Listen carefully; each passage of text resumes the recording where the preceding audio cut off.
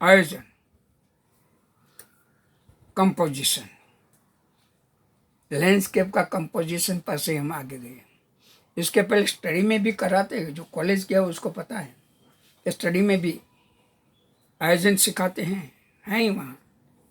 और इस सबसे पहले स्टील, यानी हिले नहीं, क्योंकि कैसे पावर कम होता है तो स्टील लैप करने से आपका प्रपोर्शन नॉलेज आता है, कलर नॉलेज आता है, चीज़ का प्रपोर्शन पर्सपेक्टिव नॉलेज आता है, प्रपोर्शन नॉलेज आता है, बहुत सारा कंपोजिशन का जो एलिमेंट है वो सब इसमें आता है।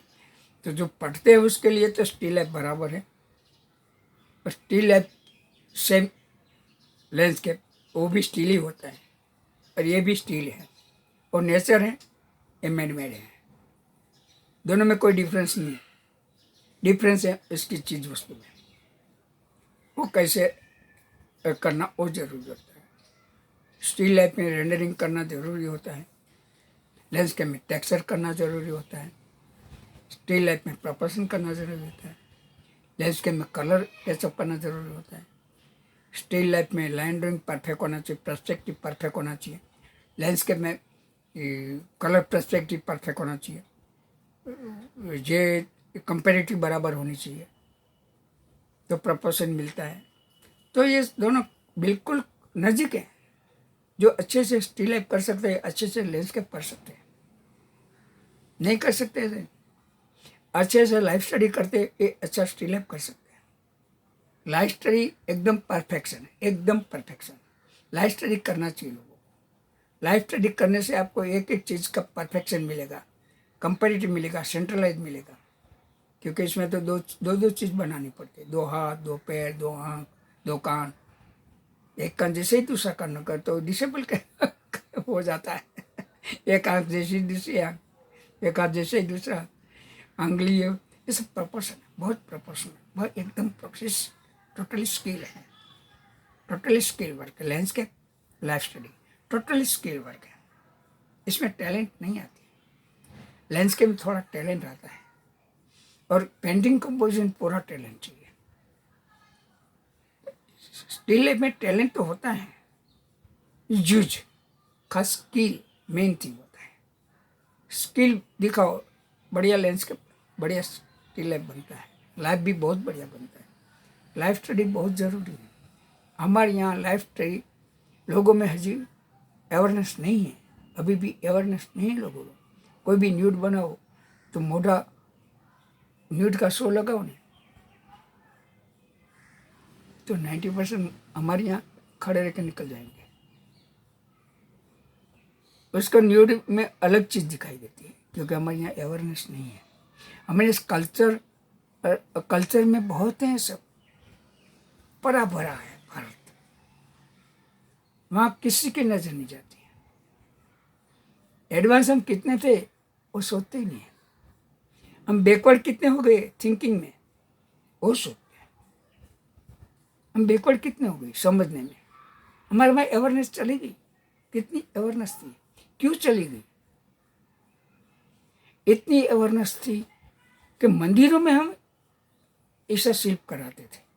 इतनी बड़ी अवेयरनेस, बॉल्डेड माइंड थे, सोचो। और हम कहाँ के खड़े हो गए?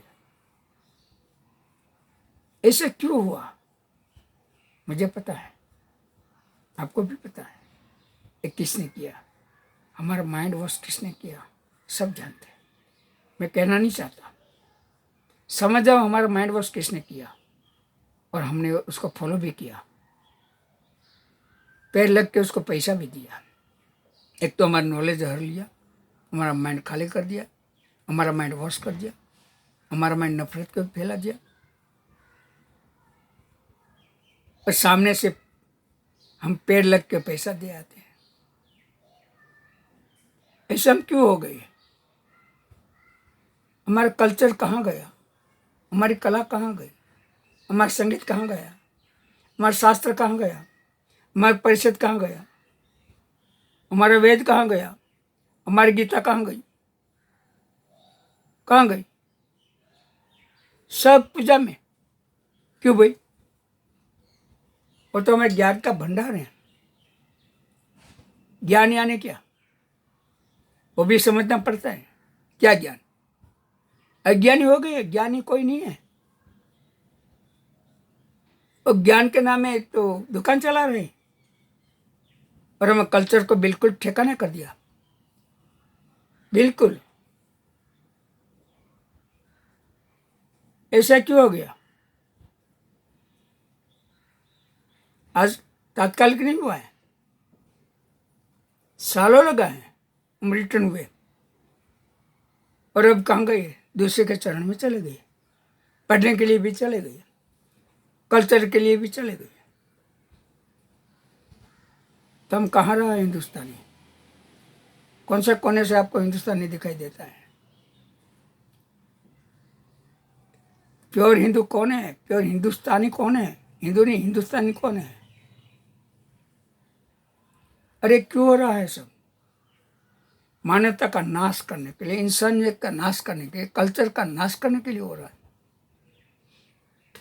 दिन प्रतिदिन नाश हो रहा है क्योंकि हम भूलते जाए कला को, भूलते जाए कलाकार को, भूलते जाए साहित्यकार को, भूलते जाए संगीतकार को। देखो नहीं, टीवी पर कैसा प्रोग्राम होता है?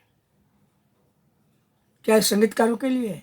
क्या गायकों के लिए? ऐसा गायक होते हैं, ऐसा संगीतकार होते हैं, ऐसे डांसर होते हैं।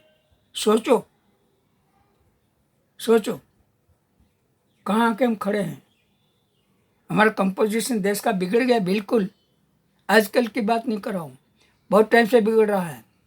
11वीं सदी से बिगड़ने लगा क्योंकि घर में तीसरी व्यक्ति आती है ना, तो घर में झगड़ा चालू हो जाता है। वो हुआ 11वीं सदी में बाहर के लोग आने लगे, हम डिस्टर्ब हो गए क्योंकि हम महाराजा बन गए थे, हम राजाओं बन गए थे।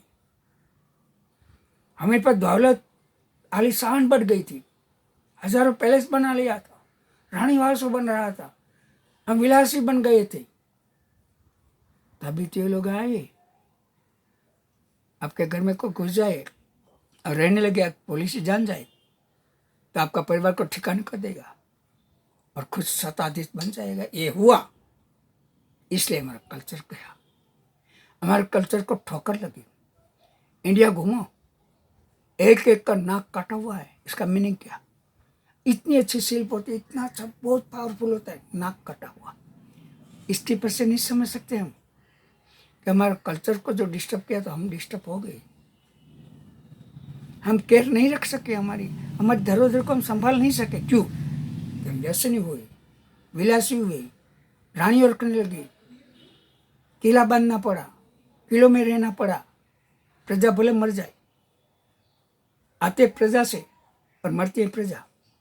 ये हमारा कंपोजिशन बिगड़ गया, देश की आयोजन बिखर गया, खुद की खुदा करने लगे। बाहर से आने वाले समझ गए ये तो लूटने लायक है, यहाँ तो सत्ता करने मजा आएगी। पर की सत्ता की हजारों साल की, 1-2 साल नहीं, हजारों साल। खामी तो दूसरा भी है यार, वो भी बहुत 200-300 साल रहे, तो वो तो ठीक थे। उसने सुधारा बहुत किया है, उसने एजुकेशन दिया, उसने रेलवे दिया, उसने पोस्ट दिया, उसने जीना सिखाया, कपड़ा दिया, मिलें दी, इंडस्ट्री दी, केमिकल दिया, बहुत सारी चीज़ उसने सिखाई हमको, एजुकेशन दिया बहुत बड़ा। वो कुछ ठीक थे, पर ये सब क्यों यहाँ पले बले? क्योंकि हमारे जो मेन रक्षक थे वो व्यसनी हो गए, वो विलासी हो गई, ये भोगी हो गई है, ये अभिमान में रहने लगी। 560 में से 60 लोग अच्छे थे, 500 तो ऐसे बिगड़े हुए थे। मैं तो उसको बिगड़ा हुआ कहूँगा। इतिहास पढ़ो तो पता चलेगा कि हमारे देश की हालत ऐसे क्यों हुई। कंपोजिशन बिगड़े, बिल्कुल कंपोजिशन बिगड़ गया, वो अभी भी बिगड़ रहा है, अभी सुधरा नहीं है और बिगड़ रहा है। तो सब में कंपोजिशन मेन होता है, कंपोजिशन बिना जीवन नहीं है, कुछ नहीं है, आवारा है सब। जो कंपोजिशन अच्छा हुआ तो ही सब अच्छा बन सकता है। आयोजन ठीक नहीं है तो कुछ ठीक नहीं है। आयोजन परफेक्ट होना चाहिए, कंपोजिशन की बात हो रही है, इसमें मैं बोला सब कुछ आएगा।